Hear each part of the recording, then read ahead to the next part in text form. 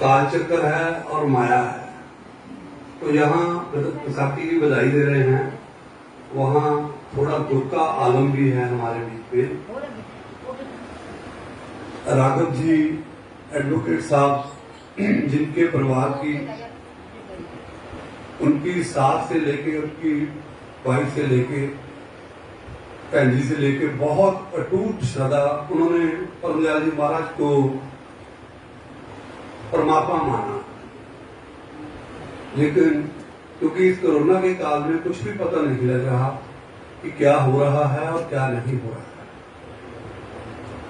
और महाराज जी खुद कहते थे, परमदयाल जी महाराज, कि अगला किसी का क्षण कैसा आएगा, पल कैसा आएगा, किसी को नहीं पता। वो अपने बारे में भी कहते, मेरे को भी नहीं पता।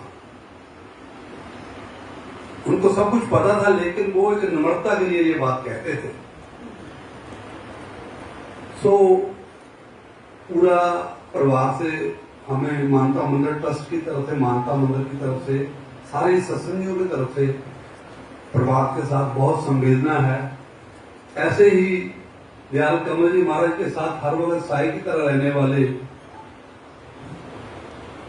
बलराज जी, जो परमदयाल जी के टाइम से सेवा में थे, और अभी इस सेवा काल में जब दयाल कमल जी यहाँ पूर्ण रूप से सेवा कर रहे हैं, परमदयाल जी के आशीर्वाद से कर रहे हैं और संगत को अपना आशीर्वाद दे रहे हैं, तो बलराज जी का भी इस घड़ी में जाना बहुत ही दुखदायी है।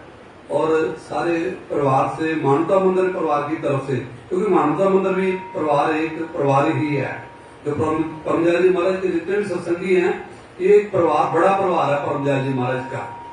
तो सारा मानवता मंदिर परिवार भी जो है, सारे परिवार के साथ बलराज जी के बहुत ही संवेदना प्रकट करता है, क्योंकि जो महापुरुषों के चरणों में है, उनका ध्यान हर वक्त परमदयाल जी की तरफ रहता था, चाहे वो राघव जी थे या बलराज जी थे। तो मैं इस बात के लिए निश्चिंत हूं कि वो जो है इस माया काल तीज से परे जो अद्भुत शक्ति काम करती है, जो परमदयाल जी के रूप में धरती पर आई, दाता दयाल जी का ये जो बड़ा मिशन है, उन्होंने परमदयाल जी के लिए क्या नहीं लिखा।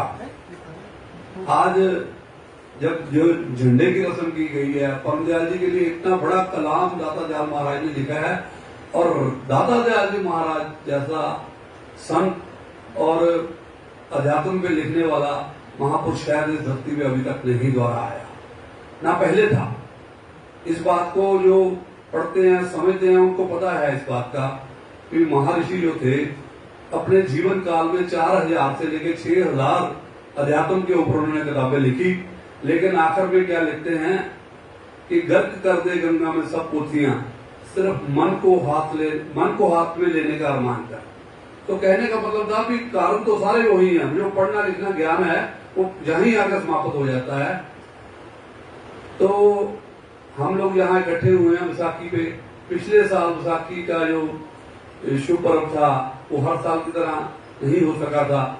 इस साल लगता था कि शायद परमात्मा, लेकिन जो गवर्नमेंट के दिशा निर्देश आए और जो हालात बने, हम देख रहे हैं महाराष्ट्र में, पंजाब में भी हालात ज्यादा ठीक नहीं है, तो होशियारपुर में भी हालात खराब हैं, तो उसके लिहाज से हमें चलना पड़ा है।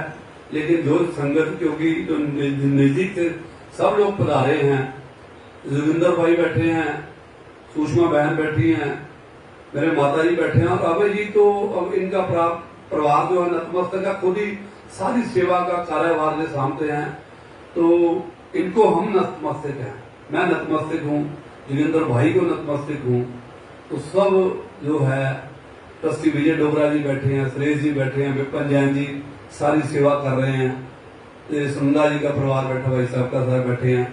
तो सब लोगों को आज, क्योंकि ज्यादा मेरे को बोलने के लिए कह दिया गया है, लेकिन मैं अगर कोई ज्यादा बोल जाऊं तो माफी भी लोगों से मांग लूंगा। तो सिर्फ क्योंकि मैं तो अध्यात्म के विषय का आदमी नहीं हूं, लेकिन मेरी एक ड्यूटी मेरे से लगी हुई है, और मैं अभी बात कर रहा हूँ, ड्यूटी उनकी शक्ति दे रही है। क्योंकि महाराज जी ने हर एक पक्ष को दुनिया में जीना कैसे उसको आगे रखा है। तो उस पक्ष को, उस पहलू को लेते हुए मेरे पास जितनी भी उन्होंने ड्यूटियां दी हैं, जैसे राजनीतिक फील्ड में भी ड्यूटी कर रहा हूँ, इधर कर रहा हूँ, उधर कर रहा हूँ, भागा हूँ, बिजनेस भी कर रहा हूँ, जो भी है चल रहा है।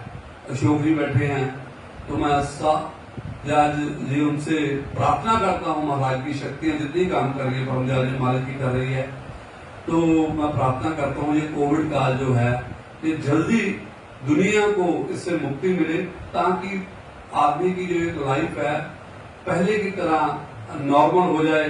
क्योंकि लोग बाहर नहीं जा पा रहे, जो बाहर जाने बच्चे बैठे हैं और फ्लाइट की जाती, बहुत सारे लोगों को वीजे लगे हुए बच्चे दिख रहे हैं, लेकिन वहां की गवर्नमेंट इजाजत नहीं दे रही।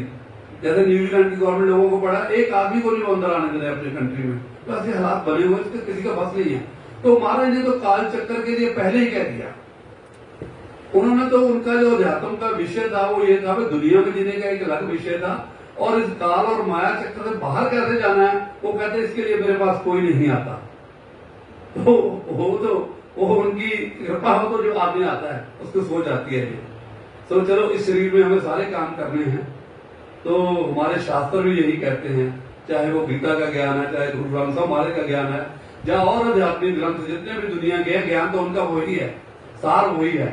तो अलग अलग जाने के रास्ते अलग अलग जरूर हो सकते हैं, मेरे को इधर से पढ़ के जा रहा है, कोई इधर से पढ़ के जा रहा है, तो मैं ज्यादा टाइम नहीं लूंगा।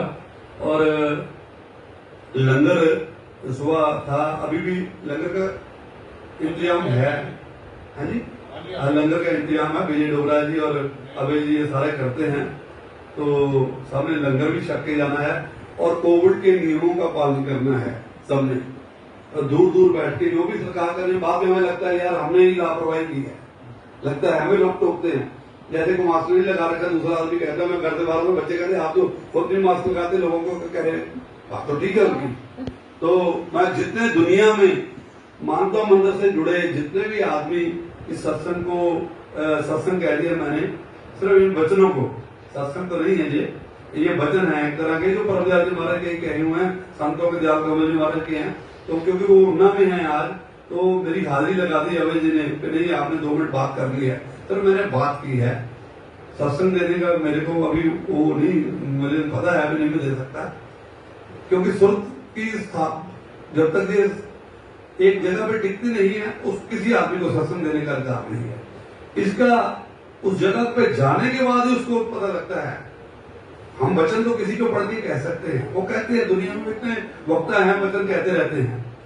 तो मैं जितने भी दुनिया में हमारे सत्संगी मानता मंदिर के बैठे हैं, परमदयाल जी महाराज का अपना परिवार बैठा है, अमेरिका में है, परम जी बैठे हैं, उनका परिवार है, और इंग्लैंड में है डॉक्टर अगम जी हैं, और डॉक्टर राव बैठे हैं, और जो बॉम्बे से जितने परिवार आते हैं, हमारे कमिश्नर साहब आते हैं वहां से, तो उन सब लोगों को मैं नमस्कार करता हूँ। मनोहर पंडित जी का परिवार है, ऐसे हजारों परिवार हैं, और उन्होंने इस साल भी देखो, इस कोविड काल में भी मंदिर के लिए परमदयाल जी महाराज की इतनी कृपा है कि नेक नीति से कमाया पैसा यहाँ आता है, क्योंकि उनकी पहली ही इंस्ट्रक्शन ये थी कि यहाँ जो पैसा चढ़े वो नेक नीति से कमाया हो।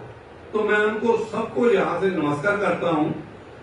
और संगत का एक एक पाई जो है वो सिर्फ मंदिर के कार्यक्रम में लगती है, किसी को चाय पानी पीने का भी हुक्म नहीं है, जो भी यहाँ सेवा रूप में ट्रस्टी कर रहे हैं।